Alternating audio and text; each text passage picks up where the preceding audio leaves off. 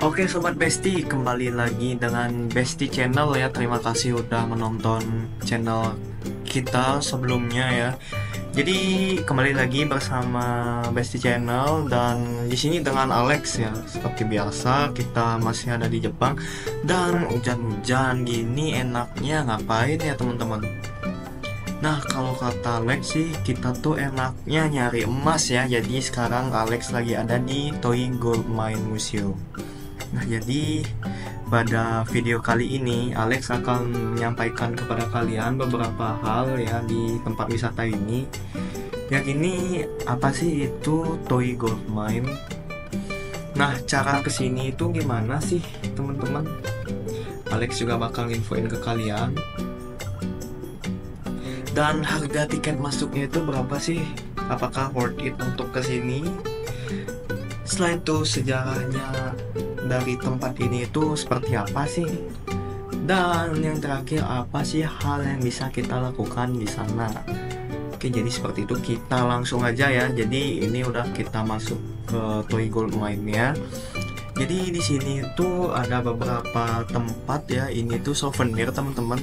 Bukan hanya emas aja di sini ya. Ini juga ada emas ya. Teman-teman bisa lihat. Pulang-pulang mah bisa kaya dari sini ya teman-teman. Jadi di sini ada beberapa emas ya. Dan juga ya bukan semuanya emas sih. Ada juga beberapa makanan ya. Cuma kalau kalian misalnya pecinta emas ya, suka emas, investasi di emas, pasti kalian suka banget sama tempat ini. Nah di sini juga ada keychain, nanti teman-teman bisa request ya mau desain yang mana, nanti teman-teman bisa tulis juga untuk nama teman-teman di sana. Oke, jadi seperti itu. Nah aku mau ngasih tahu nih apa sih itu Toei Gold Mine sambil kita keliling-keliling di sini ya. Jadi Toei Gold Mine itu adalah bekas tambang emas bersejarah nih, yang paling bersejarah yang sekarang jadi tempat wisata seru di Izu Shizuoka. Jadi ini tuh tempatnya di Shizuoka teman-teman. Nah dulunya itu tempat ini merupakan salah satu tambang emas yang paling penting di Jepang teman-teman, yang beroperasi lebih dari 400 tahun. Jadi bayangin tuh lamanya, bayangin seberapa besarnya tambang emas ini teman-teman. Nah kalau untuk sekarang kita bisa menjelajahi lorong-lorong tambangnya yang sudah dipugar, yang udah nggak terpakai. Jadi nanti kita bakal masuk ke lorong-lorong tambang emasnya, dan itu tuh asli ya teman-teman, tambang emas yang dulunya dipakai untuk menambang lorongnya itu. Dan kita juga bisa belajar tentang sejarah pertambangan emas di Jepang. Nah jadi karena situasi pada saat Alex kesini itu hujan angin ya teman-teman, benar-benar anginnya itu keras banget. Jadi teman-teman bisa persiapkan payung ya teman-teman, ya meskipun payungnya agak-agak terbang dikit lah. Di sini juga payungnya itu disediakan teman-teman, jadi nggak perlu khawatir. Nah jadi yang menarik dari tambang ini tuh pernah menghasilkan 20% dari total produksi emas di Jepang pada masa kejayaannya teman-teman. Jadi bayangin tuh 20% ya di Jepang. Di sini kita bisa melihat berbagai pameran menarik, mulai dari alat-alat pertambangan tradisional sampai replika batangan emas raksasa sebesar 250 kg teman-teman. Bayangin tuh seberapa besar dan beratnya teman-teman. Nah di sini teman-teman bisa ambil payung yang udah disediakan ya, meskipun teman-teman udah bawa payung ya kita ya mendingan pakai payung di sini lah yang udah disediain. Kalau payungnya terbang kan mah kita nggak rugi ya teman-teman. Jadi ini aku OTW ke lorongnya ya teman-teman. Nah, kebetulan aku kesini waktu bulan Maret. Jadi sakura di Shizuoka itu udah mulai sedikit bermekaran ya teman-teman, bisa teman-teman lihat juga situasinya. Jadi salah satu aktivitas yang paling seru di sini adalah mencoba gold mining. Jadi dimana pengunjung di sini bisa rasakan langsung gimana sih cara mendulang emas di sungai buatan, bukan sungai asli ya teman-teman. Teman-teman juga nanti bakal lihat, aku bakal coba itu ya, ambil emas. Aktivitas yang itu tuh benar-benar cocok banget untuk semua usia ya. Kita tuh bisa tahu gimana sih cara ngambil emas di sungai itu ya, yang biasanya kita lihat di HP kita ya, di sosial media biasanya orang yang goyang-goyangin piring di pinggir sungai itu ngapain sih? Itu tuh sebenarnya ngambil emas teman-teman. Nah jadi untuk lokasinya Toei Gold Mine ini aku udah jelasin tadi ya. Jadi kalau teman-teman dari Tokyo, teman-teman bisa naik Tokaido Shinkansen dari Tokyo Station ke Mishima Station. Setelah itu teman-teman transfer dulu ke Izu Hakone Bus. Jadi nanti teman-teman naik bus di terminal bus Mishima. Setelah itu teman-teman turun di halte Toi Kinzan Iriguchi. Jadi setelah turun dari sini jalan kaki sekitar 3 menit ke pintu masuk dari Toei Gold Mine. Nah jadi ini dia teman-teman untuk lorongnya. Di sini tuh benar-benar vibe-nya beda banget teman-teman. Teman-teman kalau masuk ke lorong ini benar-benar ngerasa merinding banget teman-teman. Karena apa? Karena sejarahnya itu benar-benar dikelirkan banget di sini teman-teman. Nah ini belum seberapa nih. Nah jadi itu gerak-geraknya teman-teman, gimana sih cara mereka buat lorong ini, cara mereka ngangkut emas-emasnya, itu tuh bener-bener dijelasin bener-bener detail banget. Teman-teman bisa lihat nanti di beberapa yang seperti ini misalnya. Nah itu ada papan itu penjelasan teman-teman. Cuman ya minusnya nggak ada bahasa Indonesia, tapi bahasa Inggris masih ada kok. Teman-teman ya bisa ngertiin dikit lah pakai bahasa Inggris. Jadi ini tuh kayak layar 3D gitu ya teman-teman, gimana cara mereka ngangkut emas pakai kapal pada zaman Edo sebelum udah lama-lama gitu ya.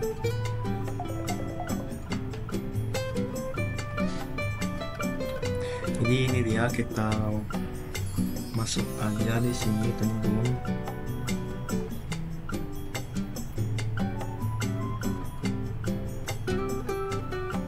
Nah kalau aku mau infoin dulu nih untuk teman-teman yang mau kesini ya, mumpung sambil kita jalan-jalan di lorong ini teman-teman.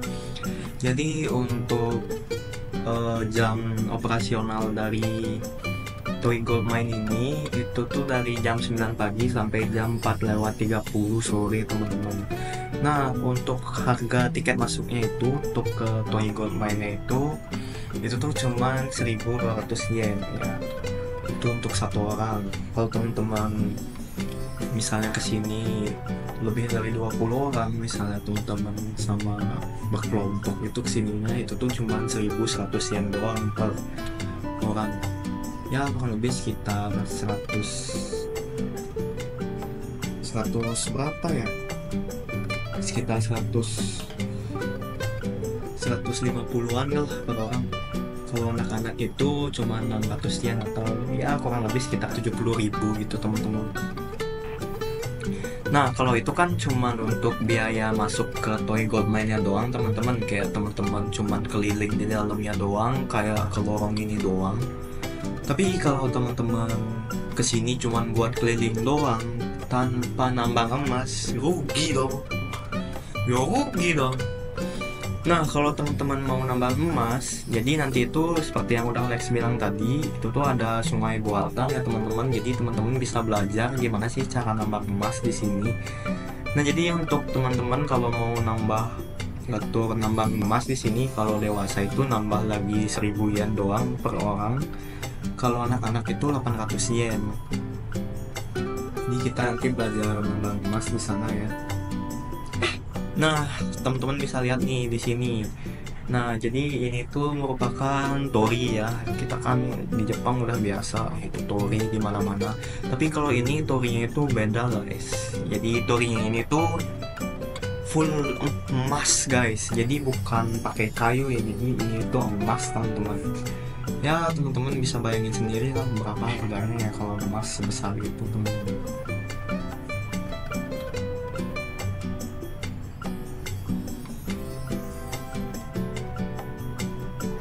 Jadi Jadi ini beberapa ada artefak ya. Nah jadi di lorong ini tuh benar-benar pendek banget teman-teman. Kalau teman-teman tingginya kayak Alex, kalau Alex sih tingginya sekitar 172, itu tuh perlu nunduk dikit teman-teman. Kalau teman-teman berdiri tegak itu tuh bisa habis kepala teman-teman kegesek di atas. Jadi harus nunduk dikit. Nah teman-teman bisa lihat nih ya, ada artefak. Nah jadi ini tuh gerak teman-teman. Teman-teman bisa lihat tuh kepalanya noleh-noleh dikit. Hati-hati, dia bisa ngejar teman-teman. Nggak bercanda teman-teman. Jadi itu dia, di sini ada beberapa penjelasannya ya. Jadi itu tuh beberapa bayangan guys, bagaimana mereka menambang emas di dalam lorong ini. Jadi lorong ini tuh bukan dibuat-buat untuk cuman buat museum doang, enggak. Jadi lorong ini tuh asli guys. Di sini tuh tempat mereka dulunya menambang emas teman-teman. Nah menurut teman-teman gimana nih? Kira-kira masih ada emas nggak ya di terowongan ini? Nah jadi sembari kita jalan-jalan di lorong ini, aku mau info dikit tentang sejarah mendalam dari toy gold mine ini. Jadi toy gold mine ini pertama kali ditemukan pada tahun 1601 teman-teman, benar-benar lama banget ya, kita bisa bayangin. Itu tuh di era awal Kesugunan ya, Tokugawa, dan segera menjadi salah satu sumber emas terpenting di Jepang ya. Jadi salah satu yang terpenting di Jepang sebesar itu ya teman-teman. Nah jadi pada puncak produksinya di akhir abad ke-17, tambang ini mampu menghasilkan sekitar 500 kg emas per tahun teman-teman. Bayangin ya, 500 kg emas per tahun yang digunakan untuk mendukung ekonomi negara Jepang teman-teman, dan pembuatan koin emas. Nah jadi sistem pengelolaannya itu benar-benar diawasi ketat banget, di bawah pengawasan langsung shogun melalui jabatan Kinzan Bugyo teman-teman, menunjukkan betapa beraganya tambang ini bagi pemerintahan Tokugawa. Nah di era Meiji, tambang ini mengalami modernisasi dengan dikenalnya teknologi barat dan dibangunnya rel kereta khusus untuk transportasi biji emas. Nah produksi setempat itu sempat terhenti karena Perang Dunia Kedua, ketika semua sumber daya dialihkan untuk keperluan militer pada saat perang teman-teman. Nah sebelum akhirnya ditutup secara permanen pada tahun 1965 karena menipisnya cadangan emas juga dan tingginya biaya operasional, kini bekas tambang ini telah bertransformasi menjadi museum ya, kayak tempat Alex sekarang ini tuh udah menjadi museum ya, yang awalnya tempat untuk nyari emas asli, yang memamerkan berbagai artefak kayak yang teman-teman lihat itu ya. Ada batu, ada beberapa artefak-artefak lainnya seperti ini ya teman-teman. Ini tuh merupakan map tempat ini ya teman-teman dulunya. Teman-teman bisa lihat betapa luasnya ya. Kalau teman-teman klik misalnya tempat A, itu tuh bakal nyala di mana tempat A itu bakal ada lampu. Ini ada artefak juga teman-teman. Oke kita lanjut ke sejarah. Jadi termasuk juga dokumen perdagangan emas pada zaman Edo, alat penambangan tradisional, dan pengolahan amalgamasi yang digunakan di masa lalu teman-teman. Jadi seperti itu ya isi dari museum ini. Teman-teman bisa lihat juga di video aku ini ya teman-teman.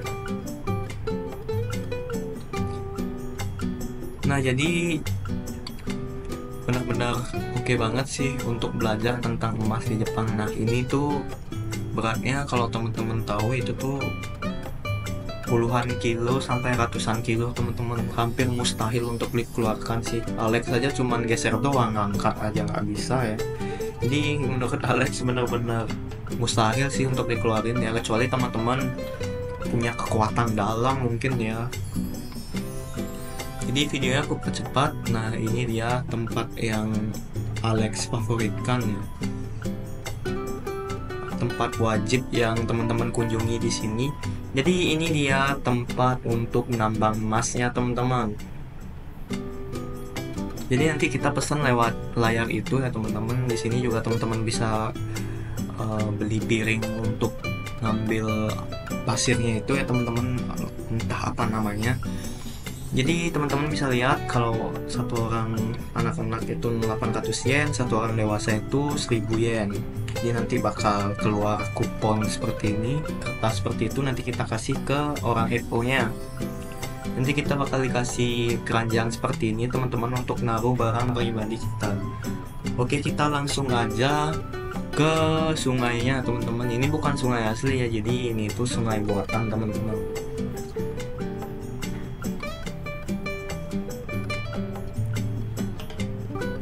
Nah, jadi nanti kita bakal disamperin sama staff yang bertugas di sana. Jangan khawatir teman-teman bingung pelangga-pelongo di sana, jadi bakal dijelasin ya. Yang pertama, untuk kesiapan kita sendiri ya. Jadi kalau teman-teman pakai baju lengan panjang itu tuh rawan basah. Jadi kalau misalnya teman-teman pakai baju lengan panjang itu tuh betternya dinaikkan seperti Alex itu. Kalau misalnya kalian pakai jaket lengan panjang ya bagusnya dibuka aja biar nggak terlalu nyusahin juga teman-teman. Jadi keranjangnya teman-teman bisa taruh di bawah ya, seperti yang udah teman-teman kasih lihat di video. Jadi nah itu ada tempat untuk naruh emasnya yang kecil itu ya teman-teman. Jadi nanti kalau kita dapat emasnya itu kecil-kecil kok, nggak ada emas ratusan kilo di sungai ini teman-teman. Jadi nggak bisa jackpot seperti itu ya. Jadi kita bakal ajarin seperti ini ya teman-teman. Kita sendok dulu pasirnya, kita putar-putar, habis itu kita buang pasirnya sedikit demi sedikit ya, benar-benar ngabisin waktu banget sih ini teman-teman ya, tapi seru sih. Oke, kita jadi nambah skill untuk ngambil emas ya teman-teman, sampai diajarin tuh sama staffnya ya, karena Alex nggak ngerti-ngerti. Jadi itu ada emasnya dikit ya, Alex dapat emasnya dikit ya, lumayan lah untuk jual, bisa kaya nih teman-teman. Jadi nanti kita masukkan ke tempat yang udah dikasih itu ya kalau kita dapat emas teman-teman. Jadi ini dia emas yang Alex dapat ya teman-teman, ya nggak terlalu banyak sih.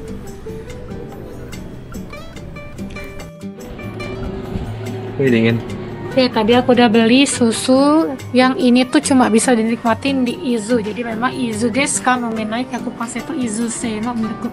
Jadi ini memang dari sapinya Izu. Nah, kayak gimana sih rasanya? Kebetulan mereka cuma punya rasa yang cool, jadi memang dingin banget. Dan ini botolnya tuh kaca guys, kaca. Terus ini sih expirednya nggak tertera ya sampai kapan. Nah itu ya di atasnya. Enggak ada expirednya kok. Oke, kita mau coba kayak gimana sih rasanya, yuk. Nah, bentuknya kayak gini. Terus, nah botolnya kayak gini. Aku juga ngerti gimana cara bukanya. Jadi mungkin ini ditarik kali ya. Ini tarik. Wow, ini cuma ditarik doang, jadi udah kelihatan susunya. Yuk kita coba. Kayak gimana sih rasa susu sapi dari Izu?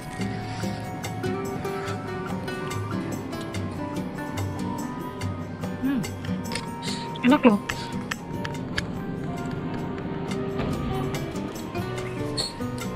Sebenarnya sama seperti susu pada umumnya, cuma memang rasanya lebih rich dia dan nggak manis sama sekali. Jadi memang dia susu murni ya. Jadi kalau kalian yang suka manis, aku saranin kalian mesti isiin gula atau apa. Tapi ini memang rasa fresh milk banget. Sekarang aku order ini untuk kenang-kenangan ya. Jadi desainnya juga agak oke, aku suka banget sama yang ini. Nanti koinnya itu of course kita bakal beli sama gantungannya biar kita bisa gantung di misalnya di tas kita dan lain-lain. Dan juga ini harganya kalau gantungannya di 350 yen atau sekitar ya kurang lebih 40.000 ya. Ini 850 yen atau sekitar 90 ribuan lah kalau dalam rupiah. Nah, yang paling istimewanya kita tuh bisa nyetak nama kita di sini. Nanti nyetaknya kita lewat sini, ngetiknya lewat sini. Jadi kita langsung coba ya. Yang pertama yang harus kalian siapin adalah uang ya. Kalau nggak ada uang nggak bakal bisa. Jadi kita pakai uang kita ya sebentar. Salah ya yang tadi ya, salah. Oke, kita pakai ini dulu, nanti kita tambah lagi. Dan ini Jadi, cuma bisa 1000 yen Ya, aja. ini maksimal kalau pakai uang kertas maksimal 1000 yen. Dan Kalau ini di sini koinnya bisa kalian lihat 500, 150, 10 seperti itu. Oke, kita langsung aja masukin ya.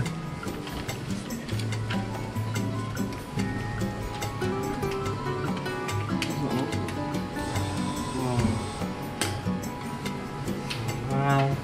いらっしゃいませ。 1000 ya, yang mana? sama 1000 lagi ya. Enggak, masukin aja dulu satu-satu. Oh gitu. Sama Terserah sih sama 500, berapa jadinya? 1200. Satu. Oh pas. Oke udah ya. Yang pertama gimana cara ngetiknya? Kan Ya ini itu masukin lu beli dulu. kita masukin, kita beli dulu, kita mencet aja.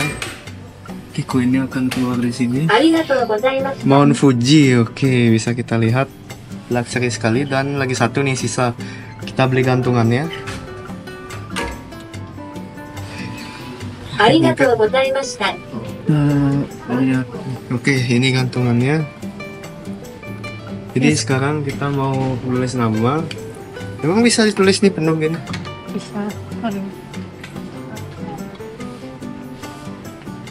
Oke, yang pertama adalah yang harus kita lakuin adalah medal put in the bag. Jadi taruh di sini dulu medalnya. Yang mana di atas, yang mana di bawah ya? Back Oh, ya. bag yang di belakangnya tuh di sini berarti. Oh ya. Gini ya? Oke, jadi hidup nih. Ini posisinya kayak gini ya. Bukan di bagian gambarnya, tapi di bagian baliknya ini. Jadi kita taruh di sini. Harus persisi ya naruhnya. Itu di push habis itu. Oh ya. Setelah itu medal put in the bag. Setelah itu input name. Input name. Sekarang di input Put name-nya. name. Ini apa namanya? Misalnya pakai nama aku ya. Wis. Itu aja cukup. Berapa? Ini sampai halaman. Bisa agak panjang deh. Nggak termention sih ya, bisa berapa kalimat dia. Pasti kalau nama aku tuh Nanti akan terlihat seperti ini. Andina dia. kok balik ya? Nah, Andika ya. Oh ya emang kayak gitu dia. Kan nanti bisa dibolak-balik. Iya, Andika P coba gitu. Andika Space. space.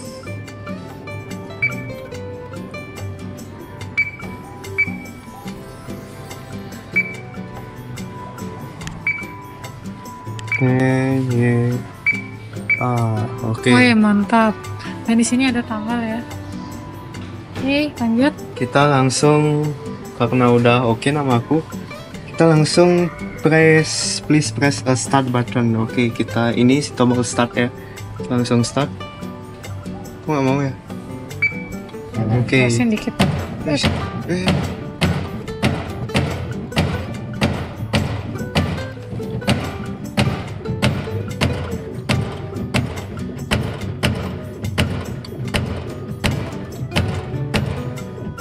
Agak berisik mesinnya ya. Oke, setelah itu kita ambil ya. Entah gimana caranya. Oke. Oke, ini dia nama aku udah tercantum di sini ya. Cuman agak nggak terlalu kelihatan. Nah di sini juga ada tanggal hari ini. Jadi seperti itu, tanggal cantik 3325. Jadi seperti itu. Oke, benar-benar oke. Coba kita taruh sama gantungannya ya.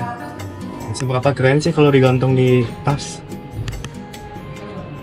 Oh, secara bukanya kok. Gimana bukanya? Jadi kita buka ya.